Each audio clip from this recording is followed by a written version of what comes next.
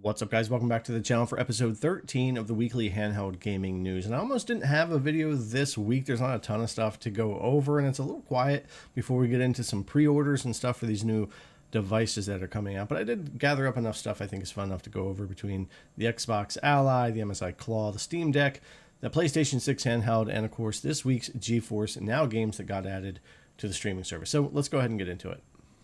All right, let's start off with the ASUS ROG Xbox Ally devices, because we did cover this with pre-orders supposedly going to be about August 20th around Gamescom, where these devices are going to be available from Xbox hands-on for people to be able to take a look at. And we had some more information kind of come out here too, claiming that the Xbox Ally devices will actually launch on October 16th, which does line up with what we've been talking about with the August 20th pre-orders, and then somewhere around mid to end of October for the devices to actually come out. So that looks like that could very much be the case. And it says we're less than 2 weeks away from the official introduction of the ROG Xbox Ally, but it looks like leaks have already revealed when it will become available. And yeah, we're not there very far from Gamescom now, where there's going to be more information coming out about these devices, I'm sure, from Xbox and from people who are going hands-on there. The Xbox Ally is an upcoming gaming handheld powered by AMD's Ryzen Z2 APU series. These two models represent completely different tiers. The higher-end variant features the latest Zen 5 and RDNA 3.5 architectures, while the more affordable version is built on the older Zen 2 and RDNA 2 architecture, similar to the Steam Deck. I've certainly had my gripes about that white version and undecided if I'm going to bother trying to get it to review here or not, since I do have to buy all these devices myself to check out. I definitely want the ROG Xbox Ally X, because of course it's going to not only have that new operating system experience, but it's going to be the higher end model with the newer architecture Z2 Extreme, not the older architecture, basically Steam Deck power white model, which I think is really going to struggle with a lot of newer games, especially with the less RAM. But with the 24 gigs on the black model, we can do 8 gigs for VRAM, 16 for system, and for most games we can kind of hit the minimum spec that way, and it'll be a pretty balanced system to do that. But yeah, that's pretty much what we're looking at there for them. So I'm keeping an eye out for those August 20th pre-orders or thereabouts, and October 16th sounds like it could be about right for the actual release date. All right, next up, the MSI Claw, and this is something I covered earlier in the week in a standalone video as well, but the newer Ryzen 2 Extreme version of the Claw, the A8, has been compared to the Claw Intel Core Ultra version in some side-by-side comparisons and some videos, since this has launched in a couple of regions, but still is not available here in the US. And I talked before about how I'm slowly losing interest in getting my hands on this thing and checking it out, since we are getting closer to the other Z2 Extreme devices that I think will be more popular and more available with the Legion Go 2 and the ROG Ally devices. But anyways, this was some information from another creator, Golden Pig Upgrade, and in his video he had some side-by-side stuff and comparisons. But basically, if you brought this thing down to 17 watts, for the most part, the Z2 Extreme did a little bit better over the Core Ultra versus at 30, but that's pretty much what we would expect, because it is going to be a bit more of an better efficiency, especially over the Z1 Extreme that existed before. So this chip, the Z2 Extreme, should do pretty well at lower TDP. But honestly, Intel also did a fantastic job with being very efficient in their Series 2 of the Ultra chips, and I believe theirs also includes like the RAM, the power use for the RAM, as to where AMD doesn't. If I'm right on that, let me know. But yeah, Intel definitely very efficient with that one. But that's what we were looking at there. And then we had the 30 watts comparisons for the chart here. And this is where you see, except for a couple of games, performance becomes very much more where I have kind of been predicting, where the Core Ultra is actually going to beat out the Z2 Extreme, or pretty much be even, and be very competitive with the Z2 Extreme going forward, especially as both of these companies work on their drivers and BIOS updates and things like that. So on the lower end, I think the Z2 Extreme will ultimately beat out the Ultra or the Claw A8 AI Plus more often, but at the higher, like 25 to 30 watts, I think we all kind of expect the Core Ultra to be very competitive, and a lot of times maybe even be beating that Z2 Extreme, which I think is interesting, because you know, a lot of people are going to opt to not even upgrade this generation, I'm sure, who already have a Z1 Extreme or this Intel Core Ultra, you know. But it's also interesting because Intel is supposed to have the next version of this chip available in December or January. So if they do launch some handhelds with that, you know, in the next 6 months or so, that would then leap performance even more, and probably have quite a lead for at least a year or more before we see the next iteration of whatever the next Z Extreme or whatever the case may be. So yeah, going to be very interesting to watch these, but that's kind of the early lookings at what we're seeing with performance. There also, keep in mind though that this Claw, when put up against the Legion Go 2 prototype with the Z2 Extreme, was losing out to that Legion Go 2. So things like thermals, motherboard layout, bandwidths, all kinds of different things, even with technically the same APU, is certainly going to change things. So we'll have to see how some of that works out too, because there might be times with other devices that, Ultra maybe gets beat out a little bit more. So we'll have to see how that pans out once we actually get these devices.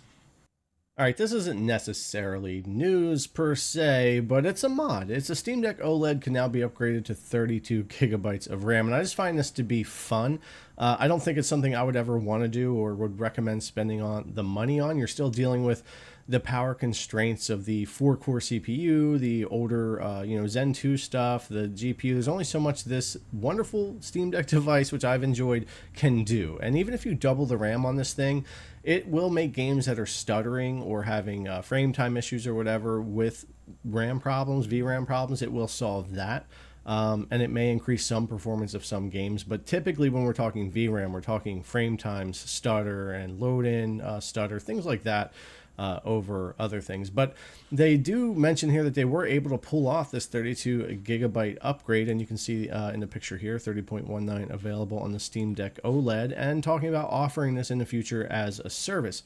But the chip alone cost $110. So once service is offered, it's going to be higher than that, and I expect $200 to $250. I mean, they're going to have shipping, they're going to have labor. I mean, I could see you spending almost half of the cost of the Steam Deck OLED on that upgrade, and I just don't think that would necessarily be worth it in my opinion, but it's cool nevertheless. So I wanted to mention it here, and for those of you that might be interested in something like that and you have fun with that stuff, keep an eye on this one and see what their final cost winds up being for this 32 gigabyte upgrade option. But apparently it is a tough one to pull off. All right, I want to touch on this week. We've talked about the PlayStation 6 handheld and the Moore's Law leaks or discussion and rumors and all that in a couple of videos in the past. But I wanted to throw this in here because there's been some new articles talking about the potential for what Sony's doing with affordability of these devices. And this is a big thing that we've been talking about lately with these handhelds, where I still believe that the mainstream pricing for any handheld, be it console or PC or whatever, is about $300 to $500 or $599. I think that's kind of where the best place is for mainstream, where you're going to sell potentially to the millions of people rather than hundreds of thousands of people. And that's what Steam Deck has been able to do.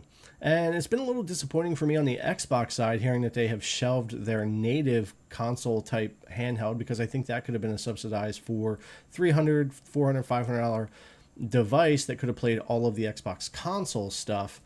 Which would have been interesting. But it looks like Sony may be headed towards that whole affordability thing. Again, this comes from the same Moore's Law stuff is dead, so big grain of salt. But Sony's looking to price the PlayStation 6 between $500 and $600 rather than matching the PS5 Pro's starting price, which would make sense. And I think 5 to 6 is kind of our top line for mainstream console. The PlayStation 5 Pro is not a mainstream console. That wasn't put out to sell to the masses like a normal console would be, and I think they see like a 10% upgrade rate. Maybe it's more than that now, but it's not a lot for going to like a PS5 Pro or PS4 Pro or whatever the case may be. So it would make sense to keep the PS6, the base model of that, still be around that $500 to $600 if they can.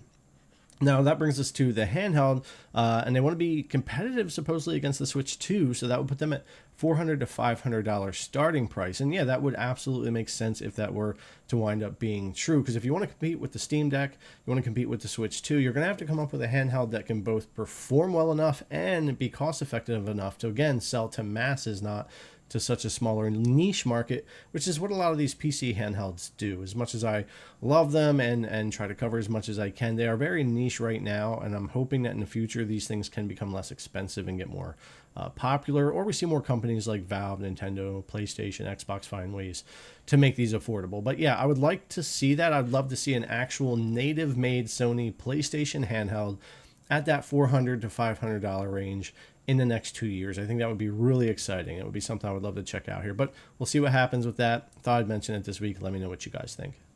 All right, guys, that brings us to this week's GeForce NOW games that have been added to the streaming service, and there's 5 games for this week. So we've got Mafia: The Old Country, which was a new release over on Steam for August 7th. I've put about 3 hours in that so far, and if you're a fan of the Mafia series, I actually think this is a pretty good one to play through, and it's not necessarily all that long.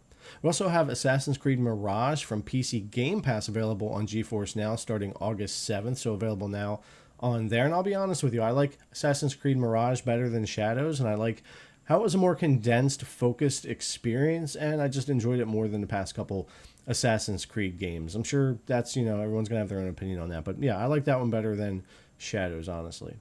We have Amnesia: The Dark Descent, which is an older title that has popped up on the Epic Game Store, and that is now available on GeForce Now. We have Hunter x Hunter, which is over on Steam. We're getting into a fighting game here added there. And then we have Titan Quest 2 over on Steam. This game's got some great reviews. It's from THQ Nordic, and I hadn't seen this one or really paid attention to it, but I'll be honest, it's one I think I'm going to have to jump in and check out. And it looks like it would run natively on any of these handhelds pretty well too. I haven't tested it out yet, but it doesn't look like it would be too heavy to run. So yeah, this one kind of caught me off guard this week. Titan Quest 2 is one I want to take a closer look at.